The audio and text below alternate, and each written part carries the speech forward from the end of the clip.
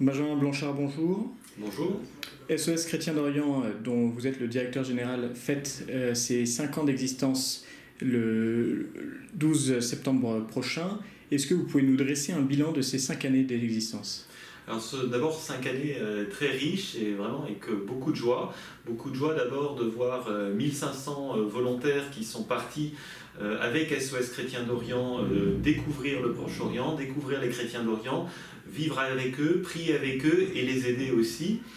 C'est une grande joie de voir que plus de 100 000 donateurs nous aident et participent à nos projets en les soutenant parce que sans eux rien ne serait possible. Et puis une grande joie aussi de voir toutes les réalisations. Cet été encore, j'étais en Irak, en Égypte et en Syrie et j'ai pu voir toutes ces écoles que nous avons construites ou reconstruites, ces milliers de familles que nous aidons chaque jour depuis des mois, et puis également toutes ces maisons que nous reconstruisons aujourd'hui pierre par pierre avec les familles qui petit à petit rentrent chez elles, que ce soit à Homs et Alep en Syrie ou Karakosh et la plaine de Ninive en Irak.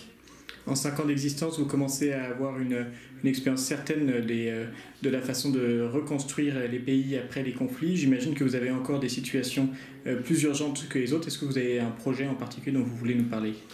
Alors, il y a un projet qui me tient beaucoup à cœur, qui est un projet au long cours, c'est au Pakistan, où avec le père Emmanuel Parvez, un prêtre catholique à côté de Faisalabad, nous l'aidons à racheter famille par famille des chrétiens qui sont esclaves dans des briqueries, c'est-à-dire des fabriques de briques, et donc ils les rachètent à leurs propriétaires, entre guillemets, et ensuite ils leur offrent une petite maison et une terre pour pouvoir vivre dignement. Donc l'objectif c'est de pouvoir reloger 500 familles et ça c'est vraiment un projet qui nous tient beaucoup à cœur parce que l'urgence est extrême. Je suis moi-même allé voir la situation là-bas et je dois avouer que c'est vraiment bouleversant. Il y a un second projet aussi qui est un projet au long cours qui nous tient à cœur, c'est une seconde école pour les chiffonniers du Caire, du quartier d'Esbet El-Nar. Il y a déjà une première école qui avait été construite par Sœur Emmanuel où il y a 3000 enfants, elle est pleine maintenant. Et en fait, on soutient les sœurs là-bas, les sœurs coptes, pour en construire une seconde qui peut-être accueillera un jour 3000 élèves. Alors, votre anniversaire aura donc lieu le 12 septembre. Est-ce que vous pouvez nous décrire un petit peu la façon dont vous allez fêter ces 5 ans d'existence ?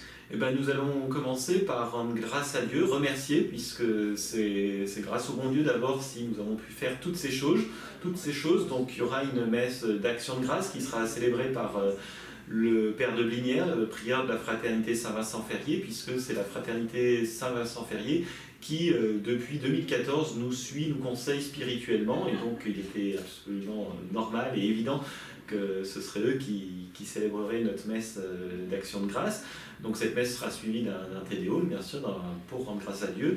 Et ensuite, nous vous proposons de tous nous retrouver autour d'un apéritif, et notamment pour manger des croissants, puisque le 12 septembre, c'est la fête du Saint-Nom de Marie, et donc chaque année, notre messe annuelle a lieu à cette date.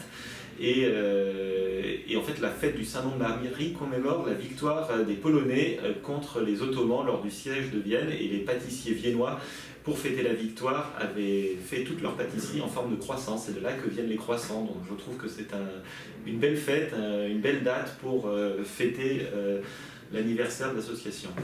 Et la messe et le pot qui suivra auront lieu où ? Alors, donc la messe sera à l'église Saint-Eugène, dans le 9e arrondissement, rue Sainte-Cécile, métro Grand Boulevard, à 20h. Et l'apéritif qui suivra sera au centre Bergère, rue Bergère, juste à côté. Et alors, 5 ans d'existence, des projets passés que nos auditeurs connaissent sûrement. Est-ce que vous avez des projets aussi d'envergure pour les 5 années à venir ? Alors, je voudrais juste citer un projet presque réalisé, qui est en cours de finition, pour lequel on a beaucoup sollicité nos donateurs et vos lecteurs.